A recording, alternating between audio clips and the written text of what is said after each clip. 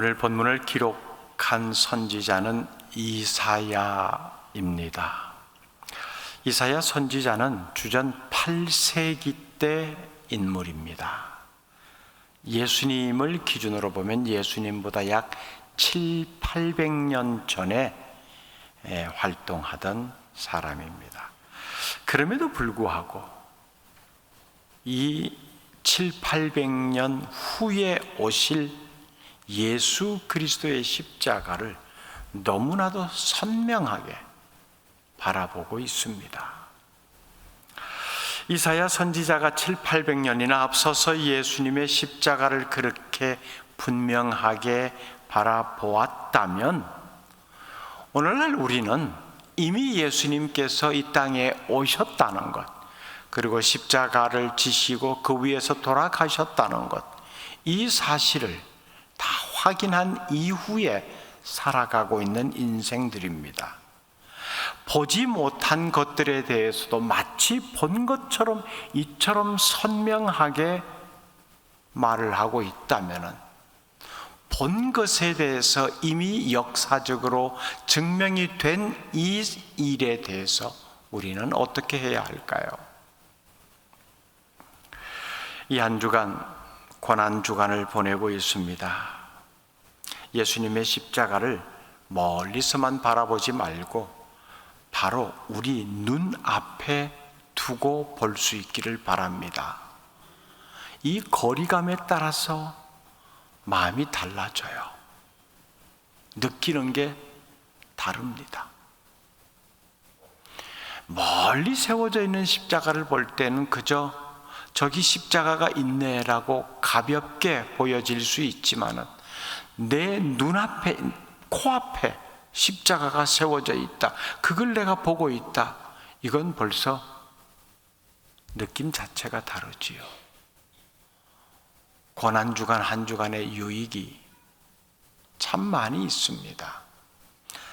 자신의 삶을 돌아보는 데도 있거니와 얼마나 주님을 사랑하고 있는지 확인하는 기간이기도 하고, 특별히 십자가에 담겨져 있는 여러 가지 많은 의미들을 되짚어 보면서 그 많은 의미들을 내 삶 속에 다 담아내면 참 좋겠지만은 그래도 그 중에 몇 가지 정도는 확실하게 내 삶 속에 가져와서 주님의 십자가와 연결된 삶을 살아가도록 결단하고 다짐하는 기간이 될 수 있기를 바랍니다. 예수님께서는 유대인으로 세상에 오셨지만은 사실은 유대인들로부터 멸시와 천대를 받으셨습니다. 그리고 예수님은 유대인의 왕으로 오셨지만은 유대의 현실적이고 실제적인 왕 헤롯이 있었죠. 그 왕으로부터 또 멸시와 천대와 적대를 받으셨습니다. 예수님께서는 이스라엘의 당시의 종교자들보다 월등히 뛰어난 유대교의 지도자로 오셨지만은 이스라엘 종교 지도자들인 바리새인들, 서기관들, 제사장들로부터 또한 멸시와 천대와 적대, 업신여김을 받으셨습니다. 심지어 예수님은 비참하게도 살인 강도보다도 못한 취급을 받기까지 하셨습니다. 빌라도의 법정에서 빌라도가 사람들에게 물었죠. 바라바와 예수 중에 누구를 놓아주기를 원하느냐? 당연히 빌라도의 생각에는 예수라고 할 줄 알았는데 의외로 대제사장에게 선동을 당한 백성들의 입에서 나온 말은 바라바요였습니다. 만왕의 왕이라고 고백하고 있습니다. 실제로 그렇지요. 온 세상의 통치권을 가지신 그분이십니다. 그런데 이 땅에 오셔서 살인 강도보다도 못한 취급을 받으셨다. 그분이 과연 여전히 여러분에게 구세주가 되고 계십니까? 그런 모습을 가진 분이 말입니다. 사람들은 예수님의 십자가 밑에서까지도 앞다투어서 예수님을 조롱했지요. 네가 하나님의 아들이거든 그리스도여든 십자가에서 내려와서 네 자신이나 한번 구원해 봐라. 메시아이신데, 온 인류를 구원하실 분이신데 왜 그분이 이런 대접을 받으셔야 했을까요? 그 이유를 이사야 선지자는 이렇게 말하고 있습니다. 2절 말씀 다시 같이 읽어볼게요. 시작. 그는 주 앞에서 자라나기를 연한 순 같고 마른 땅에서 나온 뿌리 같아서 고운 모양도 없고 풍채도 없은즉 우리가 보기에 흠모할 만한 아름다운 것이 없도다. 이런 모습 때문입니다. 마른 땅의 풀 한 폭이 주목을 받지 못합니다. 연한 순, 지나다니는 사람들에게 짓밟히기 일쑤입니다. 고운 모양도 없다. 사람들의 주목을 받지 못하는 모습이라는 겁니다. 풍채도 없다는 것도 마찬가지고요. 위풍당당한 주목을 받을 만한 이런 모습 자체가 없으니까 사람들이 지나가는 사람마다 다 고개를 돌리고 눈길을 주지 않습니다. 사람들에게 매력적인 모습이라고, 매력적으로 보여질 모습이라고는 한 군데도 없었다라고 하는 겁니다. 그러니 3절에도 보면은 사람들이 그에게서 얼굴을 가리는 것 같이 멸시를 당하였고 고개를 돌렸다는 거지요. 예수님은 이렇게 멸시와 무시와 적대가 충만한 이 세상 역사에 들어오셔서 자신이 그 모욕을 먼저 당하셨습니다. 그리고 그의 사역 가운데 나타나는 뚜렷한 모습 하나가 자신처럼 멸시와 무시와 적대를 당하는 사람들을 찾아가셨다는 겁니다.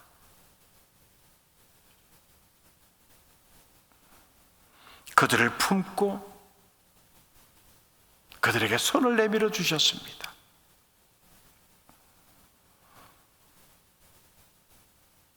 그렇게 알고 보니까 예수님은 우리 때문에 아프셨고 우리 때문에 상처받으셨고 우리 때문에, 우리의 약함 때문에 그렇게 멸시당하고 짓뭉개지셨던 겁니다. 결국 모양도 없는, 풍채도 없는, 어느 면에서도 사람들의 주목을 받을 만한 모습을 갖고 있지 못한 그분 때문에 저와 여러분이 나음을 입게 된 겁니다. 살아나게 된 거예요. 그분이 감히 풍채 있는 모습으로 엄청나게 고운 모양으로 어디를 뜯어봐도 어느 곳 하나 흠잡을 데 없는 그런 모습으로 오셨다면 감히 우리가 그분에게 접근이나 할 수 있겠습니까? 그런 분이 왜 우리 같은 사람에게 관심을 가지겠어요?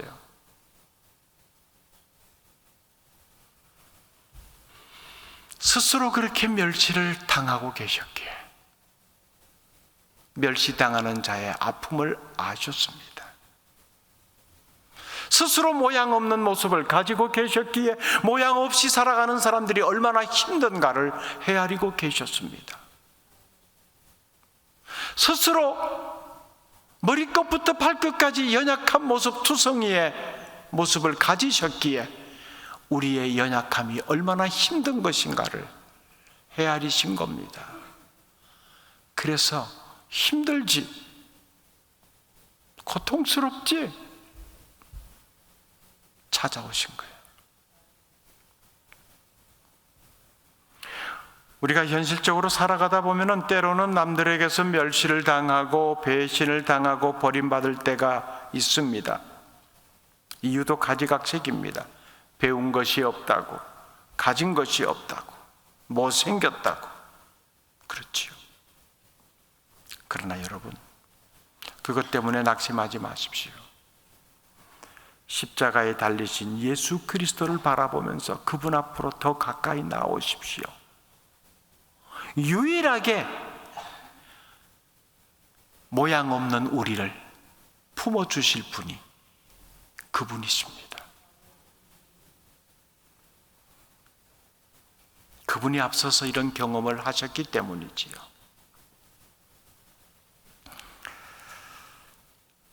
우리 김윤정 목사님이 설교를 하실 때 어른들이 읽어도 들어도 참 도전이 되고 많은 것을 이렇게 깨우치게 되는 동화를 자주 예화로 사용하시는데, 저도 이 시간 동화 하나 들려드릴게요.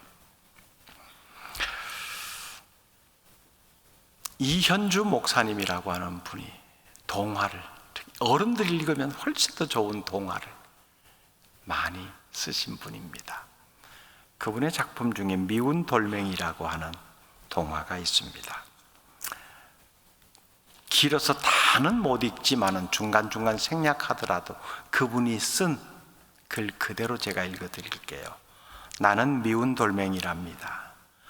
돌멩이들 가운데도 모양이 예쁘고 색깔이 고운 돌멩이가 있습니다만 나는 아무런 특징도 없고 색깔도 없는, 어디서나 볼 수 있고 아무렇게나 굴러다니는 흔해 빠진 돌멩이랍니다.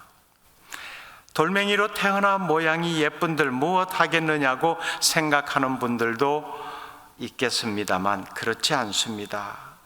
이 겨울가만 해도 벌써 여러 돌멩이들이 놀러온 사람들의 눈에 띄어 그들의 주머니 속으로 들어갔거나 배낭에 실려 먼 곳으로 갔습니다. 그들이 찾아낸 돌멩이들은 모두 생김새가 그럴듯한 것이었습니다.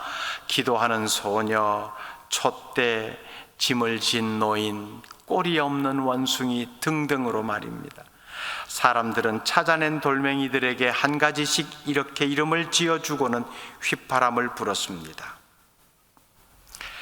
이제 남아있는 것들은 모두 나처럼 못생긴 돌멩이들 뿐입니다. 모양이 그러면 색깔이라도 사람들 눈에 띌 만큼 고울 일인데 모두들 칙칙한 넉마를 걸친 꼴입니다. 왜 사람들은 예쁘고 고운 돌멩이만 좋아할까요? 생각하면 야속하기조차 합니다만 어쩔 수 없는 일입니다. 고작 내가 할 수 있는 일이란 못생긴 자신을 서러워하면서 이른 새벽이나 늦은 밤에 남모르게 눈물 짓는 것일 뿐입니다. 어느 날 스쳐가는 한이바람이 빙글빙글 웃는 얼굴로 나와 다른 못생긴 돌멩이들 둘레를 돌면서 이렇게 말하는 것이었습니다. 너도 사람들이 데려가 줬으면 좋겠지. 그러나 슬퍼하지 마라. 이 못생긴 돌멩이들아, 사람들이 가지고 간 돌멩이는 겨우 한 칸 방을 꾸미고 있지만 너희는 이 지구를 아름답게 꾸미고 있지 않느냐. 하나님이 지으신 이 세상은 너희들 같이 못생긴 것들이 있어서 아름다운 법이란다. 여기서는 몰라. 높은 데 올라가면 다 볼 수 있지. 너희들 못난 돌멩이들이 굽이치는 개울을 따라 큰 강을 따라 바다에 이르기까지 얼마나 아름다운 비단폭처럼 눈부시게 빛나고 있는지를. 우리가 사는 세상은 모양 내기를 좋아하는 사람들이 참 많습니다. 모양 내지 않으면요, 취업도 잘 안 돼요. 고운 모양이 없고 고운 모양 낼 줄도 모르는 사람들은 어디 끼어들 틈이 없습니다. 그래서 너나 할 것 없이 모양 내는데 혈안이 되어 있고 모양 내주는 사업이 여전히 번창하고 있습니다. 고운 모양은 외모에만 있는 것이 아니에요. 학력에도, 경력에도, 자리에도, 힘이라고 보여지는 어떤 것에도 다 모양을 내려고 하고 있습니다. 우리가 그렇게 가지려는 고운 모양을 통해서 어떤 선한 일을 하고 있을까요? 그 고운 모양으로 말입니다. 2000년 전에 예수님께서 나귀를 타시고 예루살렘에 입성하실 때 수많은 백성들이 호산나를 외쳤습니다. 그들이 그렇게 호산나를 목이 터져라 외친 것은 예수님이 그들을 로마의 압제에서 구원해 줄 왕이라고 생각하고 있었기 때문이지요. 그런데 사실은 예수님의 모습에는 고운 모양이 없었습니다. 왕 같은 풍채가 없었어요. 사람들이 딱 한눈에 알아볼 만큼 왕이구나, 그런 모습 어디에도 찾아볼 수 없었습니다. 하지만 그 풍채 없는, 고운 모양 없는 모습의 예수님의 사역은 수많은 사람들을 살려냈습니다. 예수님의 사람 살리는 사역의 출발점은 고운 모양 없는 것에서부터였습니다. 예수님은 그렇게 자신의 모습이 초라하고 사람들의 주목을 못 받고 있었지만은 그것 때문에 위축되거나 숨어 있거나 자신이 이 땅에서 해야 할 일을 한 번도 포기해 본 적이 없습니다. 오히려 하나님 보시기에는 고운 모양 없는 예수님 너무나 멋지고 아름다우십니다. 오늘 새벽에도 우리가 묵상했습니다마는 내 뜻대로 하지 마시고 아버지 뜻대로 하십시오. 얼마나 아름답게 보이는 모습입니까? 모양 없는 그분의 입에서 나오는 이 기도의 내용,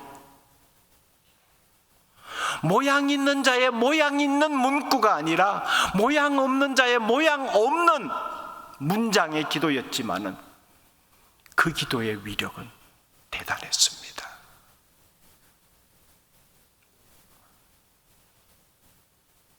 그리스도인의 아름다움은요,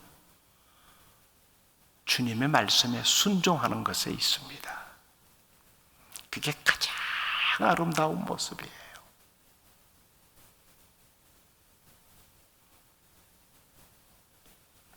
아름다워지기를 원하는 마음을 갖지 않은 사람들이 누가 있겠습니까? 진짜 아름다워지시길 원하시죠? 하나님의 말씀에 순종하십시오. 가장 아름답습니다. 하나님의 말씀으로 순종하는 모습이 꽉 차 있는 삶, 누가 보아도 단번에 알아봅니다. 참 곱다, 곱다, 이겁니다. 고운 모양도 없는 그분의 외적인 모습이었지만은 누구와 견주어도 비길 데 없는 고운 분이셨습니다. 그게 진짜 아름다움이에요. 삶이 아름답잖아요. 언어가 아름답잖아요. 행동이 아름답잖아요. 왜일까요? 하늘아버지의 말씀에 순종하는 삶이었기 때문입니다. 그 아름다움의 능력이 있었던 거지요. 그 능력으로 사람들을 살려내셨습니다. 그 능력으로 저와 여러분에게 다가오셨고요. 주님의 고운 모양 없는 그 모습 때문에 우리가 이 땅에서 실패하고 좌절하고 무시당하고 어렵고 힘든 자리에 있게 될지라도 우리는 주님 때문에 위로받고 용기를 얻고 소망을 가지게 됩니다. 오늘도 주님의 초라하심이 바로 나를 위한 것이었음을 깨달아 감사가 넘쳐날 수 있기를 바랍니다. 기도하겠습니다. 하나님, 기왕이면 사람들은 고운 모양도 있고 풍채도 있는, 그래서 어디를 가나 주목을 받을 만한 모습을 따르기를 원하고 있습니다. 그러나 주님께서 이 땅에 오신 모습은 전혀 그런 모습이 아니었기에 당시의 사람들도 주님을 향하여 멸시의 손가락질을 보냈고 지금도 그런 모습이 계속 이어지고 있습니다. 고운 모양 없는 그 모습 때문에 우리가 살아났다는 것을 잊지 말게 하옵소서. 풍채 없는 그 모습 때문에 오늘도 우리가 위로를 받고 소망을 가지고 살아가고 있다는 걸 꼭 기억하게 하옵소서. 고운 모양 없는, 그러나 정말 고운 모습을 가지고 하나님의 말씀에 순종함으로 삶을 아름답게 가꾸어 가는 우리 모두가 되게 하옵소서. 예수님 이름으로 기도드립니다. 아멘.